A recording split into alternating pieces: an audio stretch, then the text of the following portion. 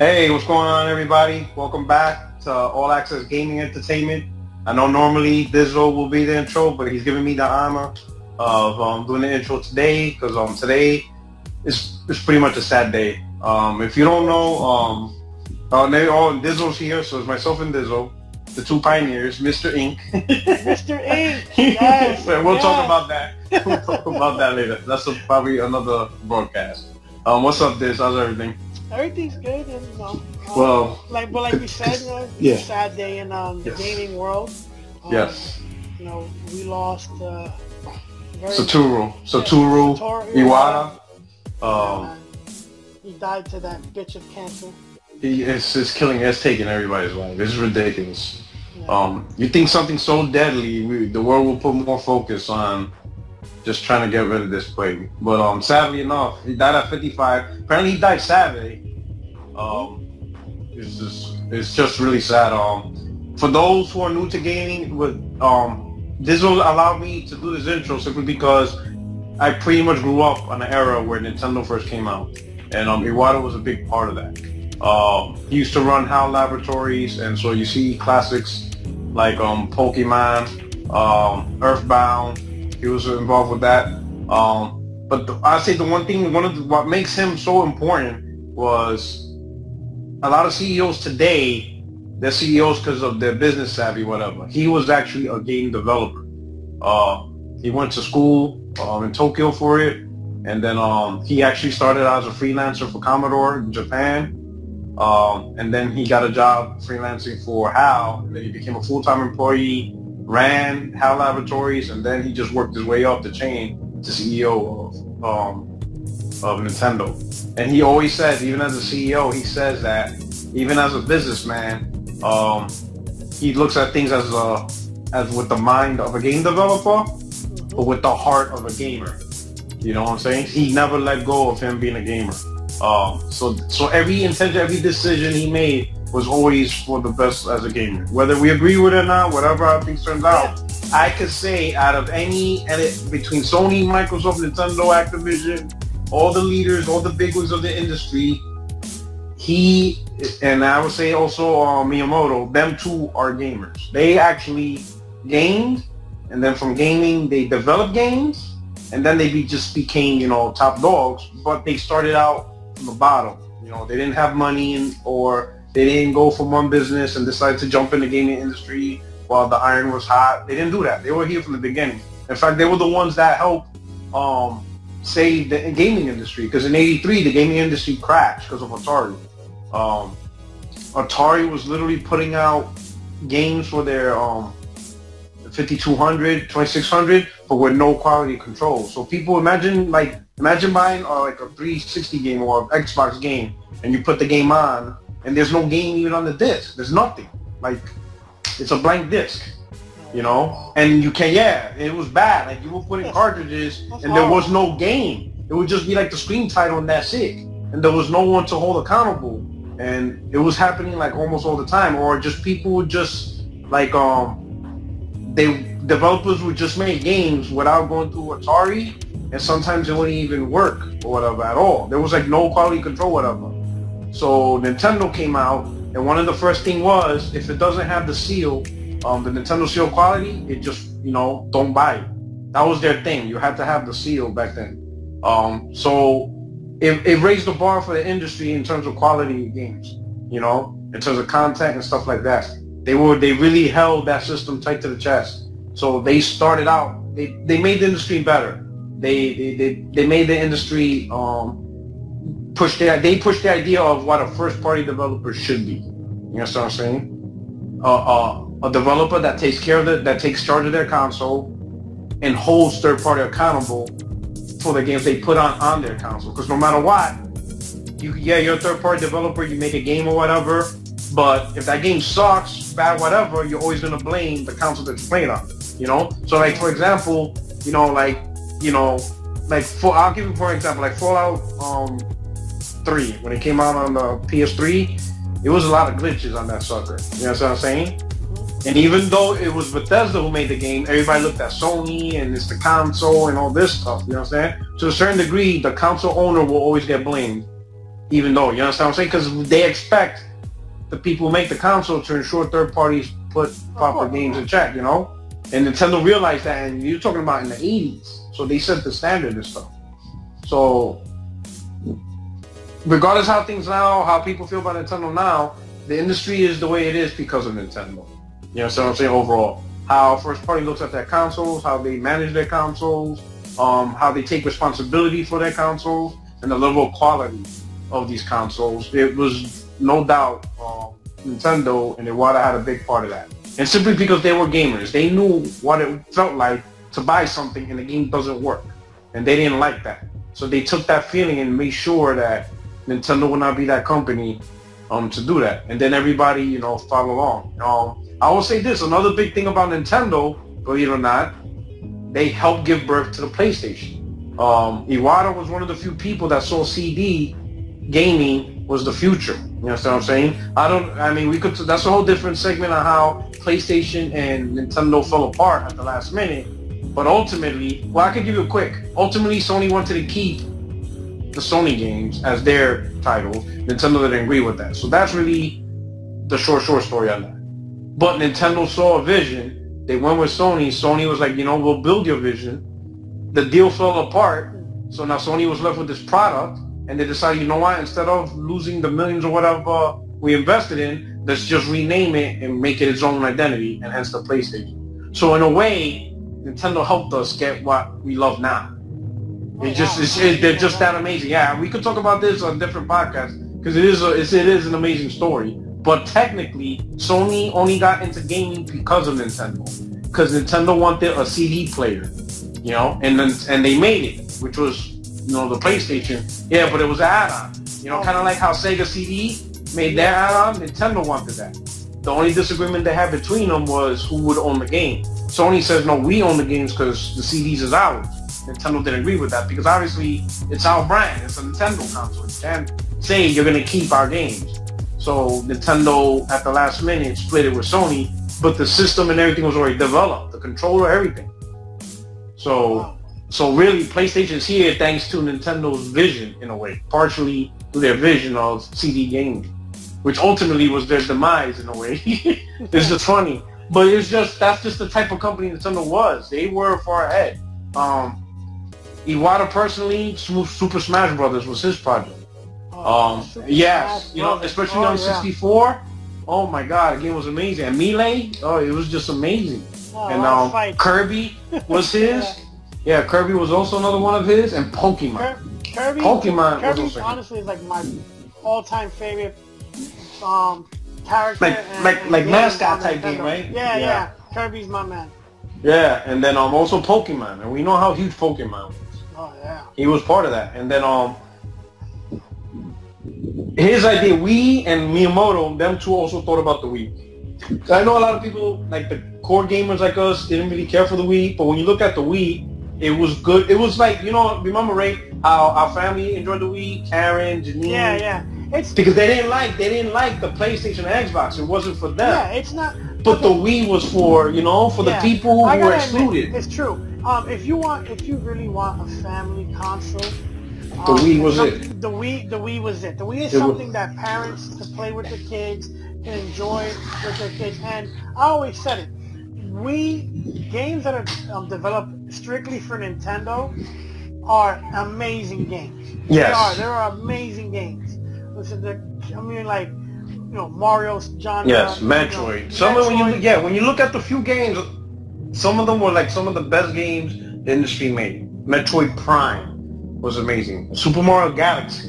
Oh yeah. Zelda. You know, these are games that Ocarina of Time and Super Mario 64 set the standard for 3D gaming on N64. You also look at I remember GoldenEye on N64. That was like the multiplayer before Halo and Call of Duty. Yeah. GoldenEye was the shooter that everybody was playing. Sure was. You know, Turok was an amazing first-person shooter before Halo, before the Halo craze, before the COD craze. It was Turok and Perfect Dark. So, you know, Nintendo was ahead of his time and stuff like that on a lot of things. And we got to give credit to Iwata. He was one of those big factors. Nintendo DS, possibly the most successful handheld of all time. That thing sold. It just won't stop selling. No, it just won't stop selling. And every variation that they come out with sells. It sells, man. It's just, you know, it's just, you know. And right now he was on the verge of, he was just beginning to get Nintendo into mobile gaming. He got into a company, trying to look it up. That's right. I forgot the name, but yeah, so son of the but it's pretty much the mobile industry. Yeah, mobile industry. So who knows how that turned out? I mean, everything's still in place. So we'll see. I think the company's called DENA, DENA, to publish titles. So right now, I guess that project's gonna be in the hands of Miyamoto and Phil's Anime. I mean Reggie. So we'll see how that goes. But he was a pioneer. I think it's because he has the heart of the gamer, ultimately. And he just saw that, and he wanted to make everybody a gamer in his own way. I think one of his main thing was, I think when before the Wii came out, he said he wanted video games to be as popular as books, meaning everybody does it. Everybody read a book at one point, but he says not everybody played a game, and he wanted something like that. And that was one of his philosophies for DS and the Wii. And I would say a lot of people had the Wii, and especially the DS. That was, I personally purchased 2 of them. I had a DS, and stuff, and the Wii was everywhere. That was everywhere and stuff. But it's really a sad day, especially at Sung Age, at 55. He had so much more to go. So young, He had so many more years to go, man. So it's such a shame for the company. I just want to condolences to the family. Definitely condolences to his family. I wish him the best. Definitely. And I wish Nintendo the company the best. But we'll see. It's gonna be interesting to see the future of the company now. It just shows a big part, Without such a monumental pillar. Nintendo still got Miyamoto, who was there also originally, but I know he's feeling it too because they've been there together since the beginning. They're like brothers. Yeah, man. And it's just, but it's just a shocker, So when I saw it today, I was like, whoa! And there's just, as they say, tomorrow's not promised today. Nope. It's just incredible, especially a figurehead for Nintendo. It's just, man, I know the Nintendo fan base is sad, but like I said, he did so much, and he helped shape the industry as a whole, and made the industry better. I think it paved the way for everybody to just be better. I think, who knows what would happen if Nintendo wasn't around to fix the crash of '83 and stuff like that. And for people who are not familiar, you can look at it. Wikipedia actually has a really good article on that, on the video game crash of 1983. Everything just went to shit in '83, and it wasn't until when Nintendo decided to set rules and stuff like that. I mean, they even did it, and I mean, some people have mixed feelings about this, but any company that made a game for Nintendo had to be exclusive for Nintendo, simply because they had to make sure that the quality of the game was up and up, and every game was inspected in quality control by Nintendo. It's not so much now, but back then on the Nintendo Entertainment System, every single game Nintendo checked the quality. They made sure that if a game was made on Nintendo, on a Nintendo Entertainment System, it wasn't a JIP or a fake copy or just a shell. They didn't play that.